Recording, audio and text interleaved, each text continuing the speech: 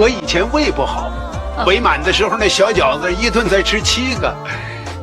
今天中午那大饺子我吃了30个。你们笑啥？我真吃30个。自从溥仪被引渡回国，失去了皇帝的头衔，以前的旧臣都不再害怕他，抓到机会就是嘲讽他。嘿，你们闻什么味儿啊？嘿，你看看这小灶就是不一样啊，浑身都是小灶的味儿啊！溥仪不想跟他们起冲突，于是埋头洗自己的衣服，岂料由于没生活经验，直接把白衬衫染上了其他颜色，又引起一番嘲笑。看这衣服越洗越花了。听说你这字儿写的不错呀，咱没见过。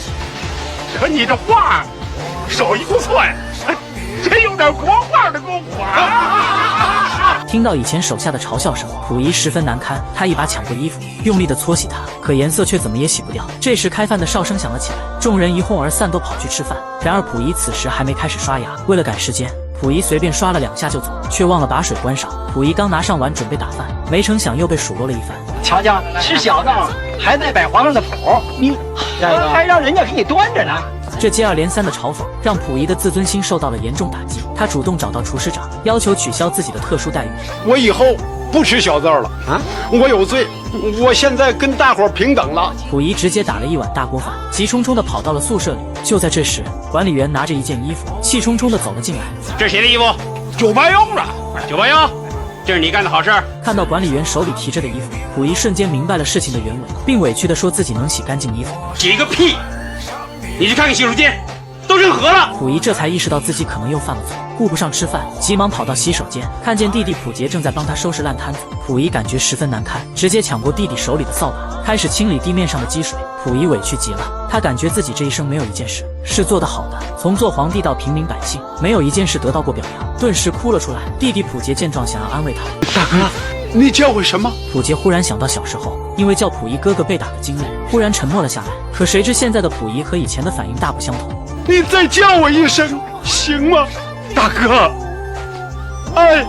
一声大哥让溥仪泪流满面，两人紧紧地抱在一起，这久违的亲情的温暖让溥仪第一次有了依靠的感觉。管理员看到这一幕也非常感动，他终于明白了所长的用意，明白所长所说的真正的新世界到底是什么。1950年6月25日，美国向朝鲜发动战争，战火烧到东北边境鸭绿江，中国子弟兵踊跃参军抗美援朝。为了保护战犯们的安全，抚顺战犯管理所暂时迁往哈尔滨。临走前，一直关照溥仪的教员韩金锁给了他一件东西，是他之前洗染色的衬衫，上面的破洞也被缝上了一颗五角星。希望你不要忘了自己这几年的进步，抓紧了，抓紧了，成为一个真正的人。上车吧，再见。随着外面战事的越加激烈，监狱内的气氛也逐渐紧张。这天防空警报忽然拉响，一众人都变得惶恐不安，以为美国人要过来扔炸弹。幸好管理员过来说这只是一场演习，众人才放下心来。溥仪夜里睡不着觉，心事重重。历代王朝覆灭，都要把狱中的人杀掉，共产党也绝不会饶过我们。上哪儿？一想到自己可能将不久于人世，却还没有立即成人，溥仪顿时睡不着了。我要立嗣啊！我要立嗣！这都什么时候了，你还立什么嗣啊？溥仪从箱子夹层里拿出象征大清基业的寸草为标。我要立嗣，立敦亲王之后，预言为4皇帝，继承大统，给祖宗磕个头吧。完成了这个简单的立嗣仪式后，溥仪总算松了口气。这天管教所让大家写罪状书，然而溥仪冥思苦想，却不知道怎么写。当时日本投降，他对外宣称是日本人逼迫他去的东北，这让他彻夜难眠。第二天打饭时，溥仪收到一个纸条，溥仪借着灯光将纸条打开，原来是劝他坦白从宽的意思。我从前给你藏在箱子里的东西，你坦白了没有？自己主动交代，政府一定会宽大处理。溥仪气坏了，把纸条撕碎扔进马桶，用水冲走。溥仪躺在床上，还没来及的睡着，就被看守员叫走。981，你出来一下。溥仪被叫到了一间屋里。这2位是上面派来调查的，你着重谈一谈去东北的问题，是被迫还是自愿？溥仪这时慌了起来，他想起在远东军事法庭作证时，法官问了他同样的问题，那时的他是这样回答的：是强迫前往的，我是不得已才到东北去的。溥仪现在是冷汗直流，他知道这个问题的答案关系到自己以后的人生。这时的溥仪语无伦次，不知道到底该怎么回答。善于观察的调查员看出了溥仪的紧张，于是停止了这次问询。今天就谈到这儿吧。现在就像是你和你自己作战。出了调查室，溥仪脑海混沌一片。他知道自己是自愿前往东北的，但为了逃避罪责却不敢承认。巨大的内心压力扑面而来，直接压得溥仪喘不过气来。所长，溥仪晕倒了。所长，我去处理一下。所长，小郭怎么了？韩金锁同志牺牲了。小郭护士看到溥仪身上的衣服，结果睹物思人哭了起来。溥仪还以为自己得罪了他。你还记得韩金锁同志吧？啊，他为了保卫祖国，在朝鲜战场上牺牲了。溥仪抚摸着衣服上的红星，想起曾经韩金锁对自己的鼓励和帮助。与他相比，自己这个曾经的皇帝是多么的自私和懦弱。经过一番深思熟虑后，溥仪做了一个大胆的决定坦白一切。他鼓起勇气拿出了自己的所有珍宝，甚至连大清的传国玉玺也拿了出来。所长，我有罪。韩金锁同志，他们为国家、为民族牺牲了自己，我也要为国家做点贡献。我赎罪。我本来早就想坦白交代，可是我怕什么？坦白从宽嘛。这个皇帝的包袱都快把你压垮了。所长看着眼前的奇珍异宝，准备让人给溥仪开个收据。溥仪连忙拒绝，并表示这是自己捐献给国家的。所长于是从这堆东西拿出一个怀表递给溥仪。你要重新生活，用得着它。溥仪拿好表，刚走出2步，又再度转身。所长，我不光是在这一件事情上隐瞒了政府，我不光是在这一件事情上隐瞒了政府，我还有。溥仪终于鼓起勇气，直面自己以前犯下的过错，坦白自己是主动前往东北，出任为满洲皇帝，并与日本政府勾结。所长由衷地为溥仪感到高兴，因为他知道过去的那个封建帝王已经消失了，一个全新的溥仪即将诞生。随着抗美援朝的胜利，这帮伪满战犯又回到了抚顺改造组，在这里放下皇帝包袱的溥仪已经渐渐地融入到了这个集体之中。他非常享受能够与众人平等相处的生活方式。溥仪渐渐变得开朗起来，偶尔还和管理所的人员开小玩笑。这天在众人体检时，劳教员带来了一个好消息，政府已经允许家人来劳教所看望这些战犯。你孩子来了，来看你了啊！我的孩子来了吗？他们这些战犯已经有11年没有与家人见面，听到能够与家人见面后，所有人都兴奋地手舞足蹈。从这天开始，改造所接待室一直有亲属过来探视。溥仪看着接待室其他狱友的家人，内心十分失落。他又想起他的第4任妻子李玉琴，自从被抓到苏联后，溥仪就已经与她失去了联系。怎么，想他了？没给他写封信？溥仪从床头拿出一封被退回的信，倍感失落。而这时所长却告诉了他一个好消息。我告诉你个好消息，他有下落了。他在哪儿？长春，这是他的地址。李玉琴收到溥仪的信后，就乘坐火车来到了抚顺。981啊，李玉琴来了，快去看看呀！快点啊！溥仪来不及取下口罩，一路小跑来到接待室。所长和小郭识趣地走开，留给2人空间。久别重逢的2人，此时却不知道该怎么开口。窗外一堆人在起哄，他们都想看看传说中的福贵人。这种滑稽的举动反而打破了2人的僵局。溥仪跟李玉琴聊起自己当初怎样被苏联带走，又聊起刚被引渡回国时又多提心吊胆，却没有一句是关于李玉琴的。你就没想问问我那些年是怎么过来的？李玉琴诉说着自己这些年的苦难经历，说不完的委屈。天津解放，我就抱着希望到北京去找你的亲人，可是没有人管我。溥仪心虚地低下了头，不敢直视他的眼睛。他知道自己的所作所为伤害到了对面的女人。李玉琴看着眼前的溥仪，他知道再也骗不了自己。他对溥仪没有一点爱意，有的也只是当初的一丝放不下。他下定决心做了一个决定，我要离婚。溥仪没有想到多年后的相见，等来的却是这样的结果。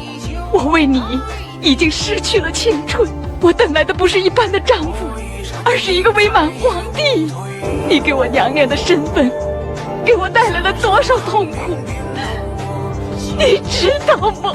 李玉琴的话像刀子一样扎在了溥仪的心上。他这一生从没有为他人想过。看着李玉琴痛哭的模样，溥仪对着这位福贵人的背影弯腰鞠躬，算是一份迟来的道歉。最终溥仪同意了离婚。我再去找他谈谈。所长，我同意离婚。我这一辈子就没为别人想过，我再不能让别人为了我痛苦一辈子。1955年，贺龙元帅来到抚顺战犯管理所看望伪满洲战犯，想了解一下这里的情况。看守所所长陪着他来到了战犯们工作的地方。你们哪一个是溥仪呀？我是溥仪。刚才你讲啥子哟？天生就改造不好，乱弹琴，还当把全中国都改造了，难道就改造不了你这个皇帝哦？快走啊！这是贺龙元帅在等着你呢。这位末代皇帝万万没有想到，刚才与自己开玩笑的人，竟然就是2把菜刀闹革命的共和国功勋贺龙元帅。与溥仪、溥杰两兄弟简单聊了一会后，贺龙元帅建议劳教所带着这些战犯去外面看看焕然一新的新中国，最好再去这些战犯以前犯罪的地方参观，以警育人，让他们改造得更成功。当晚所里举办晚会，溥仪也被一众人拉上台表演节目。怎料此时的溥仪还在回想着与贺龙元帅的对话，忘了自己的台词。旁边的人赶紧提醒他：真惨啊！我真惨啊！我不惨，我是不惨。过去是西太后那波人硬把我搁在宝座上的，后来日本人又让我当了伪满皇上，你们以为我舒服呢？没想到好好的一场节目，结果却变成了溥仪的忏悔大会。说到激动处，溥仪哭了起来。我心里头没有祖国，没有人民，我投靠日本帝国主义，当了走狗，让祖国人民受灾受难。我活了50多岁，到今天，政府和人民才把我由鬼变成了人，变成了一个真正的人，我感到幸福。谁也没有料到溥仪会在这种情况下说出了一直憋在心底的话，众人都纷纷为溥仪鼓掌，这是对他重新找回自我、回归现实的认可与鼓励。在这之后，劳教所又组织这些战犯参观了平顶山烈士陵园，祭奠在平顶山惨案中牺牲的3000多名同胞。看着眼前成堆的白骨，溥仪心里翻江倒海，流下了羞愧的泪水。而当得知这些遇难者当中就有管教员韩金锁的全家人时，溥仪内心五味陈杂，十分自责。他后悔自己当初为了一个偏执缥缈的皇帝梦而成了日本人的傀儡。这场参观给溥仪留下了深刻影响。当天晚上找到了所长，却一句话也没说，只是给所长倒了杯水。让我给你倒杯水吧。谢谢，溥仪，你的确是变了。溥仪看着满头白发的所长，心中感慨万千。你也变了，头发都白了。这时外面响起了广播声，广播里传来关于战犯特赦的事情。溥仪这时紧张起来，赶忙用颤抖的手拿出一根烟，其他战犯也在认真地听着。对于一批确实已经改恶从善的战争罪犯、反革命罪犯和普通刑事罪犯，宣布实行特赦是适宜的。直到广播播完，溥仪还没反应过来，宿舍里却沸腾了起来。国共产党万岁！众人的欢呼声将溥仪的思绪拉回，他这才相信刚才的广播是真的。但他很快有担忧起来，自己这样的身份真的能被特赦吗？而所里也在时时刻刻讨论这件事。说这回特赦能有谁呢？我看呐，准剩不下你呀。那剩下溥仪也不能剩下我呀。哎，那可没准儿。过去你是我的顶头上司，我和陈老总在那个时候都当过你的子民呢，怎么能让上司坐在这里呢？来，坐过来嘛。末代皇帝溥仪在劳教所的第9个年头，一个让所有战犯欢天喜地的消息传来。为庆祝新中国成立10周年，政府决定特赦一批洗心革面的战犯。听到消息的溥仪激动万分，但高兴过后悲伤情绪又涌上心来，因为他与别人不一样，末代皇帝的身份成为了他被特赦的最大障碍。就连同在一个改造所的战犯都认为特赦名单中不会有溥仪。我看呐，准剩不下你呀。那剩下溥仪也不能剩下我呀。哎，那可没准儿。然而在特赦大会上，所长给了他一个惊喜。现在宣布特赦名单：爱新觉罗、溥仪。溥仪简直不敢相信自己的耳朵，直到周围人的提醒，溥仪才确定这一切都是真的。他走上台，深深地给所长鞠了一躬，激动得说不出话来。从这天开始，溥仪正式地成为了新中国公民，他对新生活充满了期待。刚回到北京的溥仪就受到了周总理的接见。如果我没有认错的话，你就是溥仪先生了。是。我要向你道喜啊！皇帝变成了公民了，中外古今只有你溥仪先生了，难道不可喜可贺吗？周总理不愧是我国最顶尖的外交大师，寥寥几句的玩笑话，瞬间让整个场面轻松了下来，也巧妙化解了溥仪的尴尬。简单的握手后，众人纷纷开始落座。有些紧张的溥仪沉默不语地来到后排坐了下来，这样的举动引起了陈毅元帅的注意。溥仪先生，你怎么躲到后面去了呢？过来坐嘛。我在这儿，挺好。看溥仪如此拘束，周总理决定亲自邀请溥仪到前面就坐。过去你是我的顶头上司，我和陈老总在那个时候都当过你的子民呢，怎么能让上司坐在这里呢？来，周总理拉过溥仪的手，把他拉到了前面。这样的举动让溥仪心里升起一股暖意。在所有人都落座后，周总理开始了今天的谈话。他先是对大家表达了歉意，原本是在特赦当天就该接见他们，但由于工作原因便一直拖到今天。这些战犯里有不少都是周总理在黄埔军校的同学或者学生，他清楚地知道他们思想压力有多大，于是主动地安慰大家。过去各位走了一点弯路，千万不要为这段历史背包袱啊，把旧的历史翻过去，还可以学新的历史嘛。总理的一番话让所有人都放松了下来。陈毅元帅顺着总理的话提到了溥仪。人是可以变的，溥仪先生，我看你的变化就很大哟。溥仪听到陈毅元帅的话，内心十分的愧疚。像我这么个罪孽深重的人，这搁在哪个朝代都要杀头的。政府不但没有这么做，反而花了那么大力气改造我。看着溥仪欲言又止的模样，总理接过话安慰溥仪：你小的时候当皇帝，这不怪你啊，掌心复辟，你才12岁嘛，也不怪你。可是后来你到东北去，这就是你的责任喽。啊，是，你的前半生已经过去了，我们还是商量一下你的后半生怎么度过嘛。考虑到溥仪在改造所就喜欢花花草草，最后总理决定把溥仪安排在植物园工作。会面快结束时，总理建议大家在北京多转转，看看现在新中国的变化。你们要是去故宫啊，可要带上溥仪先生，他可是天下第一向导啊。一别30年，溥仪再一次来到紫禁城，但这次却要买票才能进去。这时的故宫不再阴森冷清，这里有五湖四海的游客，有戴着红领巾的学生，给这里增添了不少活力。看着眼前熟悉的一草一木，这种感觉恍如隔世。溥仪的一生可以说是不幸的，也可以说是幸运的。从小登上皇位，立志恢复祖业，却被时代裹挟，做了很多对不起国家的事。然而他也是少数能在时代更替中还能活下来的帝王。在抚顺战犯管理所的改造，更让他明白了新旧社会的必然更替。如今再次看到了那个象征权力的宝座，溥仪的内心没有一丝涟漪。这么大的椅子怎么没人坐啊？最后一个皇上像你这么大的时候坐过他，后来呢？后来他被老百姓赶下去了。为什么把他赶下去啊？因为人民要当家做主啊！比起前半生的颠沛流离，溥仪的后半生可以说过得非常的安稳和幸福。在溥仪的自传里写道：“是祖国把他造就成了人，一个真正的人。”